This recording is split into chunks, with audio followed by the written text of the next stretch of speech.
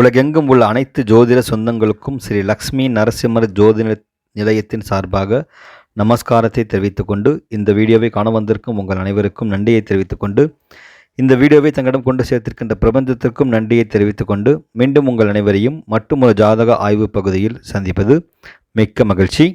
இன்று நாம் காண இருக்கும் தலைப்பு லக்னாதிபதியும் 5ஆம் அதிபதியும் எப்படி இருந்தால் அப்படின்ற தலைப்பில் இன்னைக்கு நம்ம ஒரு ஜாதகத்தை இங்கு ஆய்வு செய்ய இருக்கிறோம். இது ஒரு ஆண் ஜாதகம். 27/10/1971 காலை 6:35 மதுரையில் பிறந்தவர் இந்த ஜாதகர். இந்த ஜாதகர் துலா லக்னம், லக்னத்தில் சூரியன், புதன், சுக்கிரன் இருக்கிறாங்க. 2ஆம் இடத்தில் குரு, 3ஆம் இடத்தில் மாந்தி, 4ஆம் இடத்தில் சந்திரனும் ராகுவும் இருக்கிறார். 5ஆம் இடத்தில் செவ்வாய், 8ஆம் இடத்தில் சனி பகவான் வக்ரம், 10ஆம் இடத்தில் கேது இருக்க இந்த ஜாதகர் பிறந்திருக்கிறாரு.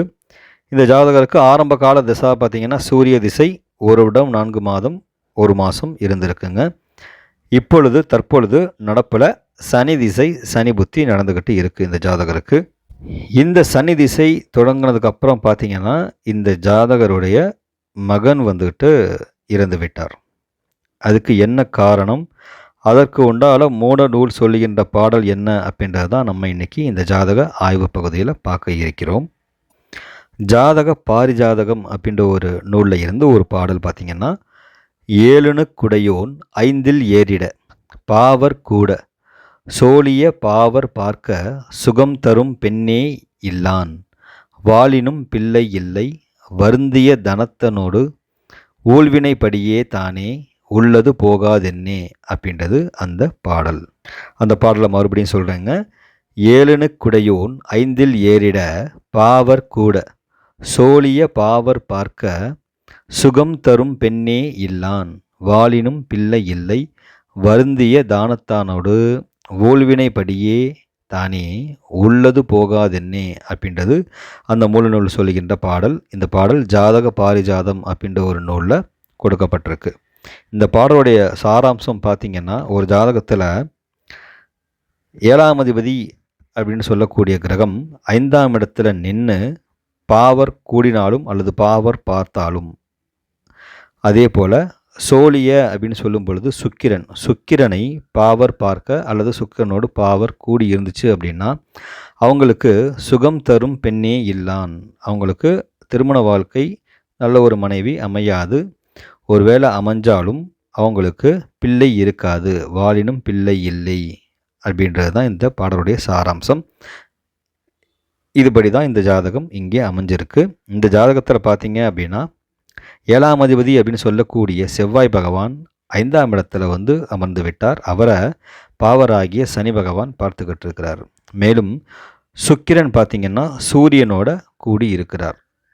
அப்போது இந்த பாடல் சொன்னபடி 7 குடையவன் 5 இருந்து சுக்கிரனோடு பாவர் தொடர்பு பெற்றால் அவங்களுக்கு சுகம் தருவதற்கு பெண்ணே இல்லாமல் இருக்கும். மீறி இருந்தாலும் அவங்களுக்கு பிள்ளை இருக்காது, ஒருவேளை பிள்ளை இருந்தாலும் அந்த பிள்ளை நிலைப்பதில்லை அப்படின்றது தான் இந்த ஜாதகம் நமக்கு எடுத்துக்காட்டுது. இந்த பாடல் சொல்லியபடி கிரகம் அமைந்து இப்பொழுது அந்த 5ஆம் அதிபதியோட திசை நின்று நடந்துக்கிட்டு இருக்குது. அந்த சனி பகவானோட திசையும் புத்தியும் இப்போ நடந்துக்கிட்டு இருக்குது. பாடல் கூறியபடி இப்போ அந்த பிள்ளை உயிருடன் இல்லை. மேலும் சில முக்கிய விதிகள் பார்த்திங்கன்னா, பொதுவாகவே 5ஆம் அதிபதி 8 அமர்ந்தால் புத்திர தோஷம், அல்லது 8ஆம் அதிபதி 5 அமர்ந்தாலும் புத்திர தோஷம். இங்கே பார்த்திங்கன்னா 5ஆம் அதிபதி 8 அமர்ந்து அவருக்கு வீடு கொடுத்தவர் அவருக்கு 6 போய் மறைஞ்சு விட்டார். அதே போல் அந்த 5ஆம் அதிபதிக்கு சாரம் கொடுத்த சந்திரன் அவர் அமர்ந்த வீட்டிற்கு பாதகத்தில் போய் இருந்துட்டார். இப்படி இருந்து அந்த சனி திசை இப்போ நடக்கிறதால அந்த புத்திர தோஷம் உறுதியாக இருக்கிறது. இன்னொரு முக்கியமான விதி பார்த்திங்கன்னா, 5ஆம் அதிபதி 6, 8, 12 மறைந்து 5ஆம் இடத்தில் பாவர் நின்று 5ஆம் இடத்தையோ 5ஆம் அதிபதியையோ சுபகுரு பாராவிடில் அது கடுமையான புத்திர தோஷமாக எடுத்துக்கணும். இங்கே பார்த்திங்கன்னா 5ஆம் அதிபதி சனி பகவான் 8 போய் மறைஞ்சிட்டாரு. 5ஆம் இடத்துல பாவராகிய செவ்வாய் நிற்கிறாரு. 5ஆம் இடத்தையோ 5ஆம் அதிபதியோ சுபகுரு பார்க்கலை. இங்கே 5ஆம் அதிபதியை சனியை குரு பார்க்குறாரு அப்படின்னு சொன்னால் கூட இந்த துலா லக்னத்திற்கு அந்த குரு பகவான் 3க்கும் 6க்கும் அதிபதியாக வர்றதால அவர் சுபகுரு அப்படின்னு சொல்கிறதுக்கு இல்லை அப்படின்றது ஒரு அம்சம்.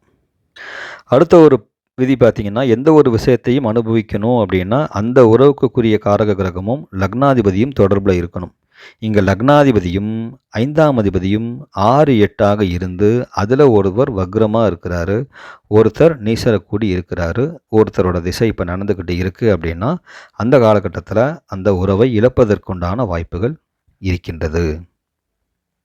அதே போல் இப்போது நம்ம 5ஆம் பாவத்தை ஆய்வு செய்வதால் 5ஆம் இடத்தை நம்ம லக்னமாக வச்சுக்கிட்டிங்க அப்படின்னா லக்னாதிபதியும் 8ஆம் அதிபதியும், அதாவது 5ஆம் இடம் கும்பம், அதற்கு லக்னாதிபதியாக சனி வருகிறார், 8ஆம் அதிபதியாக புதன் வருகிறார். இந்த இருவரும் 6, 8ஆக இருந்து அதில் ஒருத்தர் வக்ரமாக இருக்கிறாரு, ஒருத்தர் அஸ்தமனமாக இருக்கிறார். இப்படி 1, 8 அதிபதிகள் 6, 8ஆக இருந்து அதில் ஒருவர் வக்ரமும் ஒருவர் அஸ்தமனமும் பெற்று திசை நடந்தால் அந்த ஜாதகருக்கு ஆயுள் குற்றம் ஏற்படும். இன்னொரு முக்கிய விதி பார்த்திங்கன்னா, 5ஆம் இடத்திற்கு நம்ம ஆய்வு செய்யும் பொழுது 5ஆம் இடத்திற்கு 10ஆம் அதிபதி அந்த 5ஆம் இடத்துல வந்து அமர்ந்து அந்த 5ஆம் அதிபதி இந்த மாதிரி வக்ரமாயிட்டா, அம்சத்தில் நீசமாயிட்டா அப்போவும் ஆயுள் கண்டம் அந்த ஜாதகருக்கு ஏற்படுகிறது. இப்போ இங்கே 5ஆம் இடம் அப்படின்னு ஆய்வு சொல்லும் பொழுது கும்ப லக்னம், அதற்கு 10ஆம் அதிபதி செவ்வாய் லக்னத்தில் வந்து உட்கார்ந்து இருக்கிறாரு. அந்த 5ஆம் அதிபதி, அதாவது ஆய்வு செய்யும் பொழுது லக்னாதிபதியாக எடுக்கும் பொழுது அந்த சனி பகவான் வக்ரமாகவும் அம்சத்தில் நீசமாகவும் இருப்பதால் அந்த 5ஆம் அதிபதி அப்படின்னு சொல்லக்கூடிய காரக குருவான மகனுக்கு ஆயுள் கண்டம் கொடுக்கும். இப்போ இதுவே இந்த லக்னத்துக்கே பார்க்கும் பொழுது லக்னத்திற்கு 5ஆம் அதிபதியும் ராசிக்கு 5ஆம் அதிபதியும் 6, 8ஆக இருந்து அதில் ஒருவர் வக்ரம் பெற்று ஒருவர் நீசனை கூடி இருந்தாலும் அதில் ஒருவர் திசை நடந்தால் புத்திர தோஷம் ஏற்படுகிறது.